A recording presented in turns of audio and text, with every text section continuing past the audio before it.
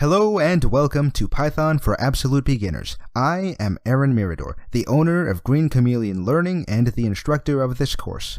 So, who is this course meant for? This course does not require any prior programming experience and starts with the absolute basics of Python.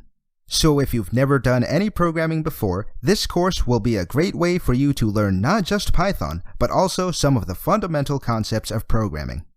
In addition, if you are someone who already has experience with other programming languages and you are just trying to get into Python, or you have used Python previously and you just need a refresher on it, then this course will be a great resource for you.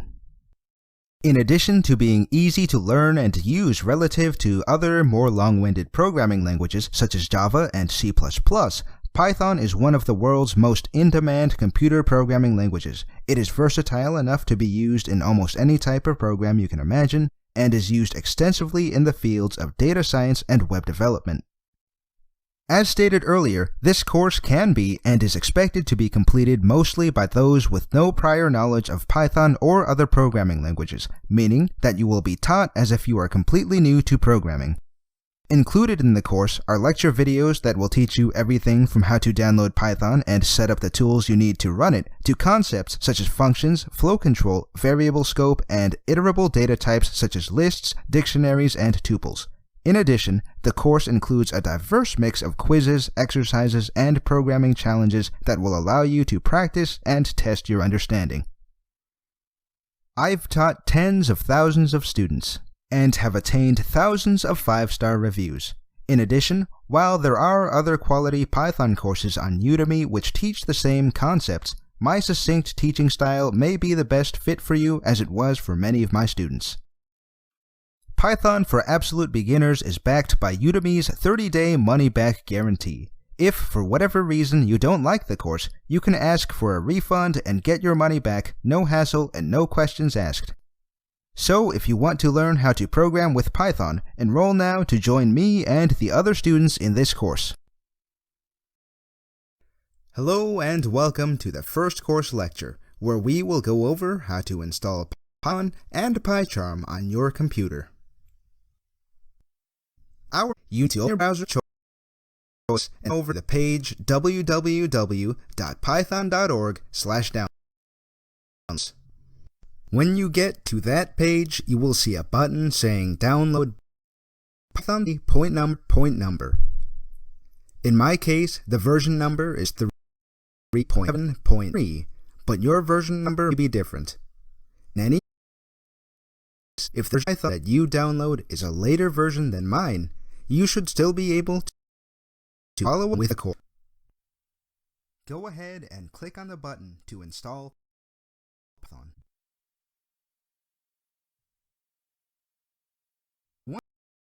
Is finished loading, find the Python installer package that you just downloaded.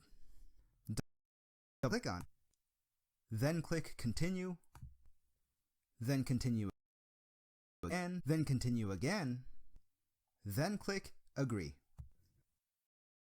You get click Install, enter your password, install software, and when you're finished, you can close any windows that appear.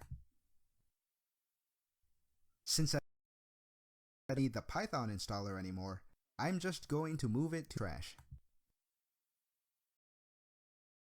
Text editor, so we need a program and write a text editor such as Notepad or text editor integrated development environment short. IDE editors become many useful features and for example, a couple features commonly included with an IDE are syntax highlighting, which makes the use of varied colors and fonts for different parts of code, and built-in error notifications which give you pointers about maybe pausing them. Using PyCharm IDE for Python. Install PyCharm. You need to open your browser and go to jetbrains.com/PyCharm. Once you get there, click the Download Now button. That will take you to this page, where you will see download buttons for the professional and community versions of PyCharm. We will be using the community version in this course since it is free, and we won't be using Python for web development. You would have to use the professional version, and you would need to use the professional version if you wanted to do web development in PyCharm using Python web frameworks such as Django or Flask. Click on this button to download the community version of Python.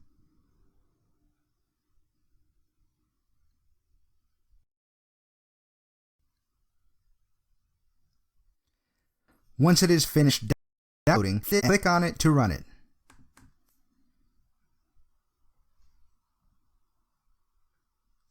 I'm going to have to drag it to my applications folder since it's on a Mac.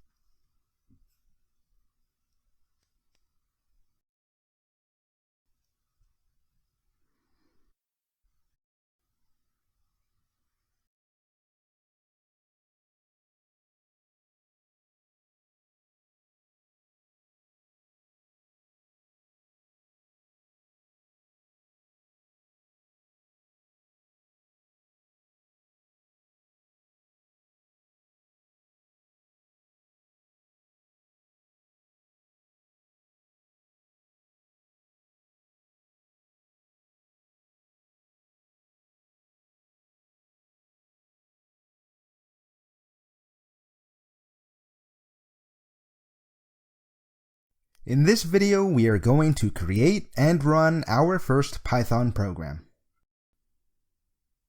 We'll start off by opening PyCharm, which I created a shortcut on my desktop for.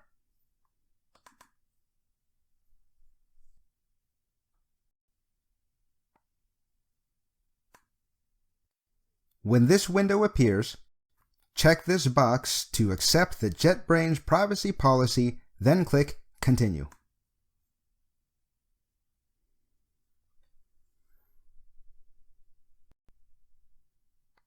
After that, you should be taken to this window which prompts you to create a project.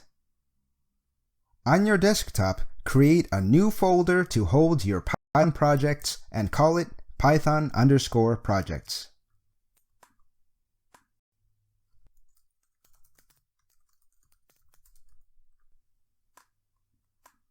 Then, click Create New Project. I will call the project Examples since I will be using the same project later on in the course for other Python examples, but you can give your project whatever name you want. We will be saving the project on the desktop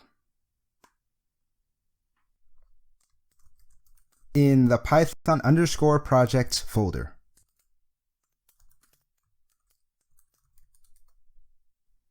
You shouldn't have to do anything with a project interpreter, since if you installed Python correctly, the correct one will be chosen by default.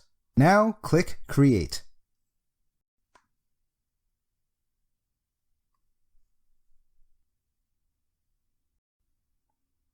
I'm going to get rid of this Tip of the Day window.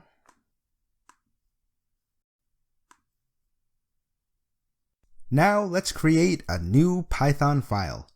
First, make sure that your project is new, then Python file. I'm going to call the file lectures.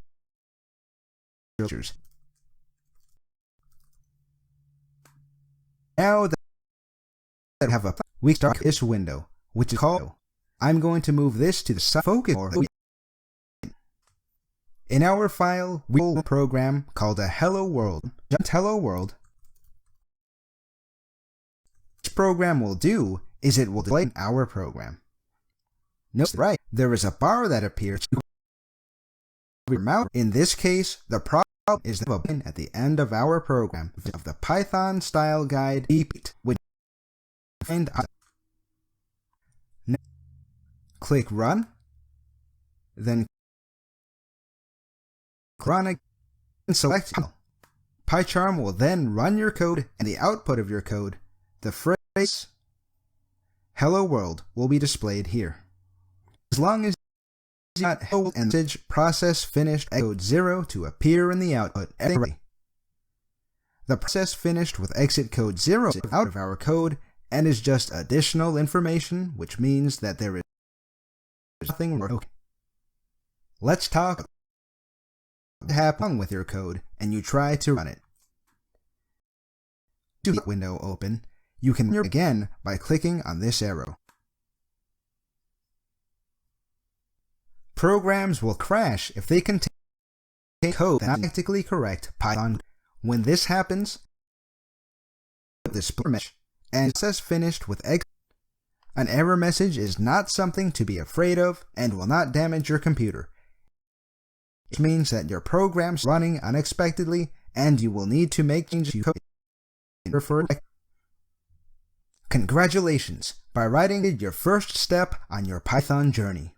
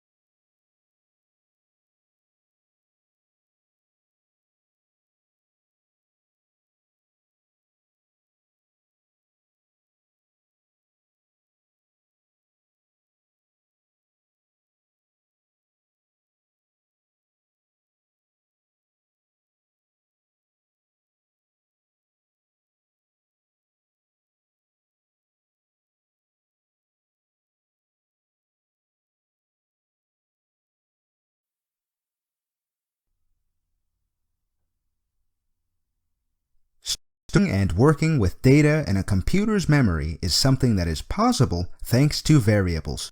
Whether you use Python to make web apps, do data analysis, or automate some tasks, part of what you do will involve determining how many variables you need to use and what types of information they should hold. So what is a variable? A variable is just a named storage location in a computer's memory for holding a piece of information. As an analogy, you can think of a variable as a labeled folder in which you store a piece of paper with information on it, such as a number or word. Let's go over an example. Here's an example of a variable. In Python, all variables have a name and a piece of information stored within them. The example variable here in PyCharm has the name x_var, which is short for example variable, and has the value 5 as the piece of information it holds. Storing a value within a variable by setting it equal to the piece of information you want to store within it, like what is shown here, is known as assignment. Whenever you create a variable, you must assign it a value in order for your program to run without errors. You can also reassign a variable's stored value, meaning that you can change the value stored within a variable that has already had something stored in it by assigning it a different value on a lower line. Let's go over an example in PyCharm.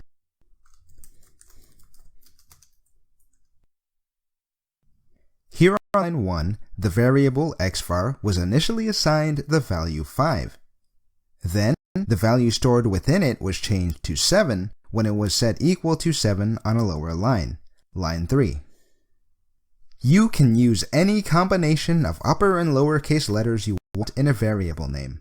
However, when you create a variable, you should give it a name that will help you and other readers of your code understand what the variable does and what it is used for.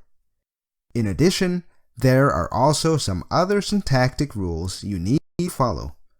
Let's go over them. A variable cannot have a number at the start of its name, and a variable also cannot have spaces in its name.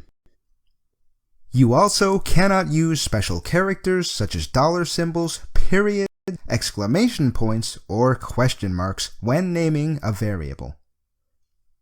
There are two acceptable ways of creating variable names in Python.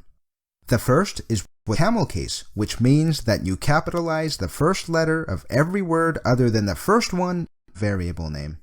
The second is snake case, which means that every word that makes up a variable's name is separated by an underscore.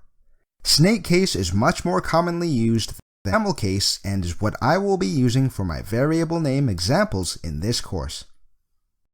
You can also use numbers in a variable's name as long as a number is not used as the first character of the name.